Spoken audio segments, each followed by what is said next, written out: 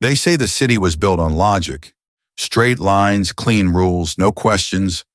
But one day a courier named Cale got a delivery slip that shouldn't have existed. The address blinked once on a screen, then vanished.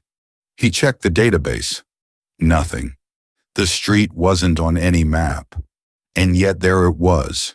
A black door between two buildings that hadn't been there the day before. A house with no windows. A place that felt like it remembered him. He should have walked away. Instead, he stepped inside.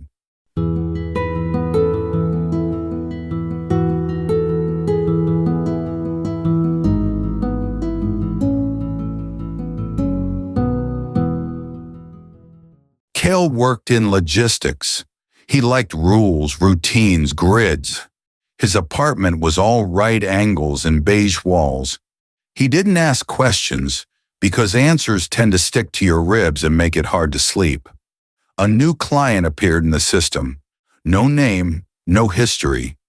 The address blinked once on his screen and disappeared. But when Cale looked again, the destination had printed itself on a sticky note already attached to his parcel. He didn't remember writing it. He reported to his supervisor. The line went dead mid-sentence. When he tried to discard the package, it was back in his delivery bag, twice as heavy, warm, like it had a heartbeat. At the city's edge, he passed a bus stop where a boy sat alone, barefoot, reading a manual on structural metaphysics. Without looking up, the boy said, "If the house asks your name, lie.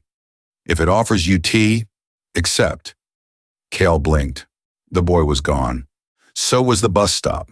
The house wasn't on the map, but his feet found it. It stood between two buildings that had never been there before. No windows, just a door. As he stepped through, he felt two things. 1. Gravity invert for a moment. 2. That something inside had been expecting him. The house restructured itself constantly. Rooms looped. Stairs led downward, but exited through skylights. In one hallway, everyone he'd ever ignored stood silently. Colleagues, childhood friends, exes. They didn't speak, but they watched. He met a woman in a crimson jumpsuit who said she used to be the house's gardener. She gave him a key that melted in his hand. "Everything here lies," she said, "even the exits." He came to a vault with 1,000 locks. But they weren't on the door. They were on him. Each memory, each regret, each time he refused to feel something because it was inconvenient. They clicked open one by one as he walked forward. Then the house spoke. Not aloud, but in a way that made every hair on his body try to flee. "You walk on sacred ground, but you don't know what sacred means." Cale was shown 3 doors. One led back to the city, but as he saw it, the city was burning. Another led to a mirror that reflected not him, but a figure he didn't want to become. The third had no handle, just a note that read, "Enter only if you're willing to forget." He stepped through the third. He was no longer Cale. He had no memory of who he'd been, but he knew things.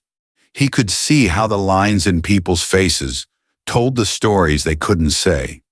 He could walk into a room and sense the moment someone had given up on themselves. He spoke little now, but when he did, it felt like thunder wrapped in velvet. He returned to the city. It looked normal. People didn't recognize him, but animals did. Birds followed him. Street dogs waited outside his apartment. He never re-entered the house, but sometimes on clear nights, he'd see it reflected in puddles that shouldn't be deep enough to hold anything. One day, he caught someone about to step into the same building.